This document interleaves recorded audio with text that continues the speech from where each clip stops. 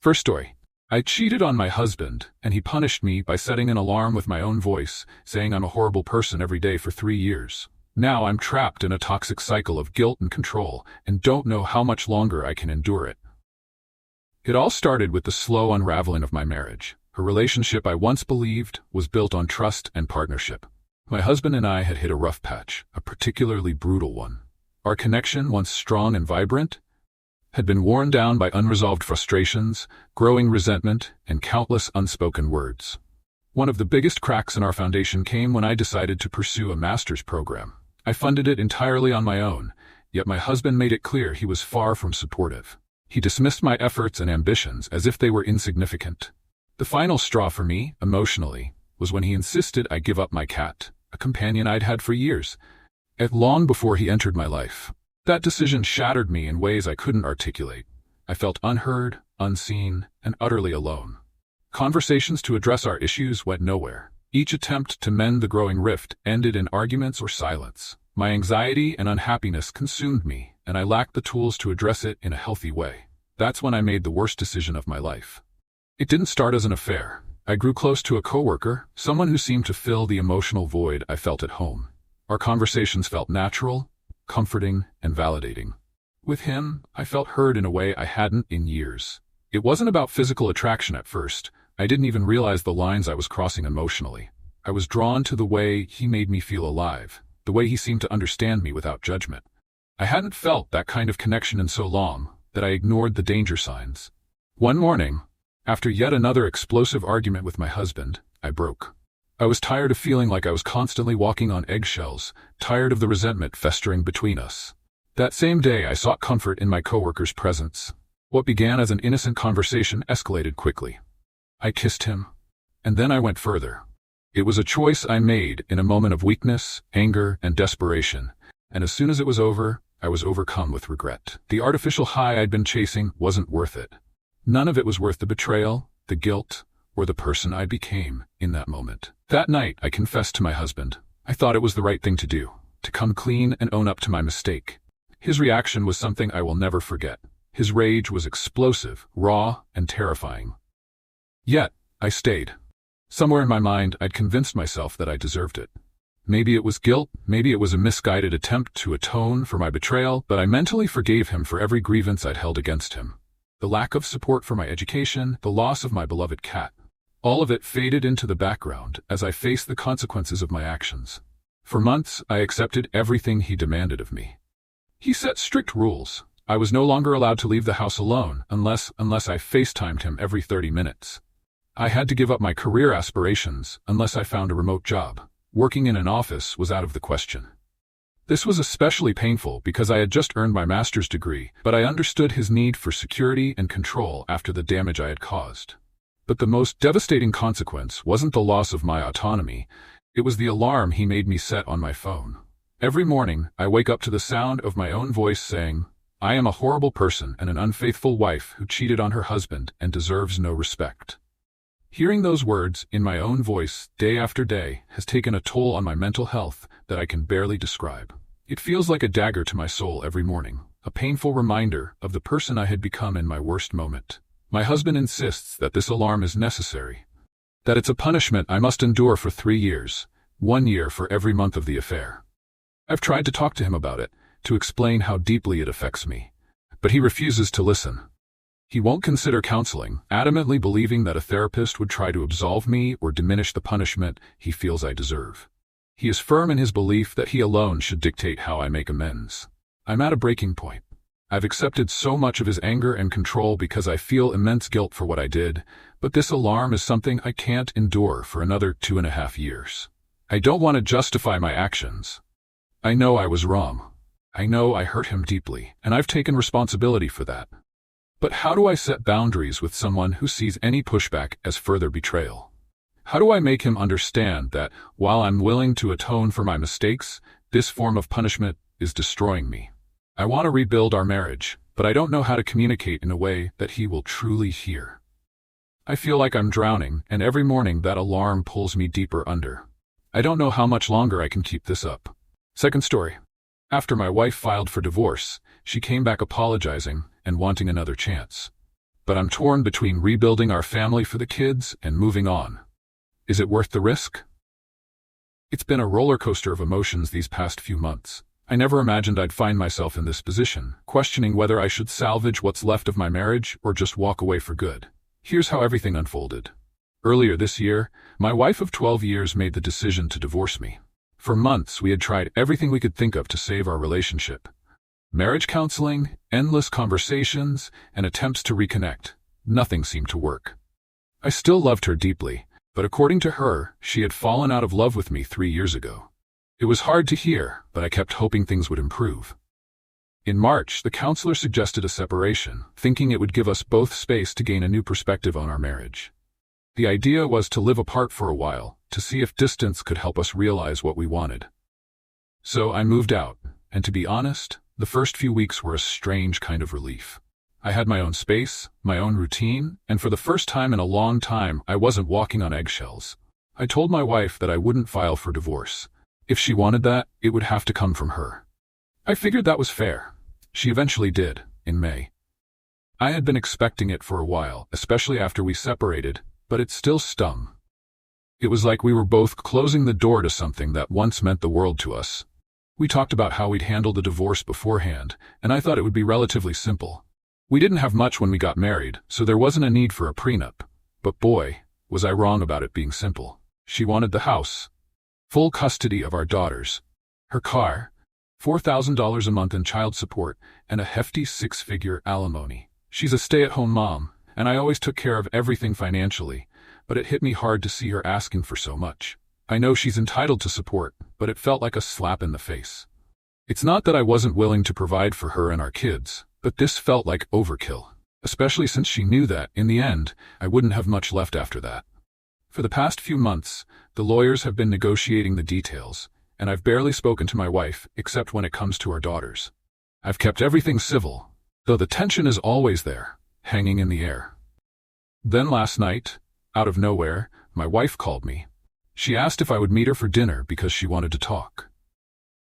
Now, after everything, I was surprised, but I agreed. We met at a restaurant, and I had no idea what to expect. She started off by saying she wanted to give our marriage another chance. She claimed that she'd been in a dark place before, and now understood that she was the one who'd messed everything up. She took full responsibility for our problems, something I never expected her to do. Apologizing like that was completely out of character for her. She's never been one to admit fault. But there she was, saying she'd made a mistake. She also told me that our daughters missed us being together. I could see how that might be true. But there was so much more to consider. After dinner, she suggested coming back to my place. But I hesitated. I wasn't sure about jumping back into things so quickly, especially after everything we'd been through. I told her I needed time to think, and that's when it got emotional. She started crying, begging me to come back, and while I could see how genuine she was, I couldn't ignore the nagging doubts in my head. Eventually, she calmed down, and we parted ways. A few months ago, I probably would have jumped at the chance to try again. I still loved her, and I still wanted our family to be whole. But now, after everything that's happened, I'm not so sure. I know she's been dating since our separation. She even told one of our mutual friends about it, who later told me. I haven't dated anyone yet, mainly because our divorce isn't final, and part of me is still holding on to hope. I've actually been enjoying living on my own with just the girls. It's been peaceful, and I've been able to focus on them and my own life. I still wonder if I should try again, for the sake of the kids and the love we once shared. But I'm also terrified that this could be a wasted effort, that we'll end up in the same place we are now. I've heard so many stories about people who tried to rekindle their marriages, only to end up repeating the same cycles. And then there's the fact that my daughters seem to prefer living with me. I've never said anything negative about their mom to them. I try to keep them out of the drama. But they've made it clear that they feel more at home with me. I'm stuck, really. I want to do what's best for them, but I also need to think about what's best for me. I've been so focused on them for so long that I don't know if I've ever fully considered my own happiness. So here I am, at a crossroads. I'm not sure what to do next. Have any of you been in this situation? Have you tried to make things work with your ex after a separation? Was it worth it, or should I just cut my losses and move on? I'd love to hear your thoughts. Third story. My best friend had an affair with my husband, got pregnant, and tried to play victim. Now I'm exposing their lies and betrayal, but am I the villain? It's crazy how life can flip in an instant. One moment you're living what you think is a stable, happy life, and the next, everything you thought you knew about the people closest to you turns out to be a lie. That's exactly what happened to me, and honestly, I'm still processing it years later.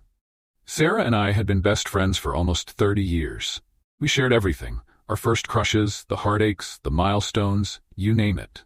We were practically inseparable, and I trusted her with my life. We'd been through it all together, and I always thought that nothing could break that bond. But then, out of nowhere, I found out she'd been having an affair with my husband, Mark. It wasn't just the affair that hit me hardest, it was the betrayal. Sarah, my best friend, the one person I thought I could count on through anything, was the one who tore my world apart. And it wasn't just the affair itself, but the fact that I had 2 kids, ages 2 and 4 at the time. Mark and I were a family, or so I thought. But as it turned out, he was out there building another family with her behind my back. And to make matters worse, when I found out the truth, Sarah was pregnant with his child. I could barely wrap my mind around it. It wasn't just the shock of learning about the affair. It was everything that came after. I ended my marriage with Mark right away. It wasn't a hard decision. I didn't want to raise my kids in a house full of lies. But the betrayal didn't stop there. For the next few months, Mark didn't give up on trying to get me back. He sent me hundreds of texts, pouring his heart out, claiming he only stayed with Sarah because of the pregnancy. He swore he still wanted our family. In his messages, he spoke poorly of Sarah, saying things like how he regretted everything, how he wanted me back, and how I was the love of his life. I remember him sending me photos of the birthday gift he bought for me, a gift he never had the chance to give because everything fell apart before he could. He spent months, 3 or 4, relentlessly trying to win me back. And then when he finally stopped bombarding me with messages, he still told me that he loved me, that I was the one he wanted. I never replied. There was nothing left to say. As for Sarah, well, she didn't make things any easier. She tried to play the victim, telling me I should understand what she was going through, that I should feel sympathy for her because she'd lost the baby. I couldn't even look at her. I told her exactly how I felt, and honestly, I didn't sugarcoat anything. I called her out for being selfish, for choosing to betray me instead of supporting me as a friend. I didn't care what she thought. I had no empathy for her, not after everything. But it didn't stop there. Sarah started to gloat. She told me my kids would love her, and that she was going to be their second mom. That stung. My kids didn't even know her that well. They didn't see her as a parent, and they never called her mom. I didn't stop them from building any relationship with her, but they just never took to her in that way. They had their own mother, and they weren't about to replace me. I avoided Sarah and Mark as much as I could. I didn't want anything to do with them. So when they got married, I didn't send a wedding gift. Sarah didn't take that well. But I wasn't about to pretend like I was happy for them. Mark was upset too. He told me that he wished it had been us getting remarried, not him with her. It didn't matter anymore. My marriage was over. I kept every single one of Mark's messages. I didn't know if he'd ever try to escalate things again, but I wanted to have proof that I had asked him repeatedly to stop, that I wasn't playing any games. I knew he was trying to manipulate the situation. He even told me when Sarah miscarried again. It was a difficult moment, but he said that she would never be able to get pregnant again, which was honestly heartbreaking in its own way. But it didn't change anything. The real shock came a few weeks ago when Sarah confronted me at my house. The kids were at school, and she showed up, demanding to know why I hated her and why I couldn't accept that she and Mark were a family. She rubbed it in my face that they were now a unit for my kids, and that I was just some extra person they had to deal with. She went on, telling me how pathetic I was for not letting my kids embrace her as their second mom. That's when I couldn't hold it in anymore. I brought up Mark's betrayal. I reminded her that he only wanted her because of the pregnancy, and that he tried over and over again to get me back, even after everything he had done. I showed her all the messages he sent me, even the ones where he shared details about her fertility issues. I didn't hold back. She was livid. She couldn't believe I hadn't told her sooner. She said I should have been upfront with her about everything. And then, to make matters worse, Mark's mom, the one I had blocked during the divorce, showed up. She started telling me how awful I was for ruining Mark and Sarah's marriage, asking why I couldn't just let them be happy. She called me petty for revealing all of this after so long. At that point, I'd had enough. I wasn't about to let anyone manipulate me anymore. I'd been through hell with all of them, and I wasn't going to stay quiet about it anymore.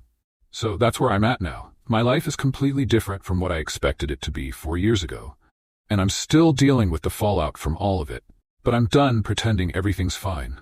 I've been the one hurt, and I have every right to stand up for myself.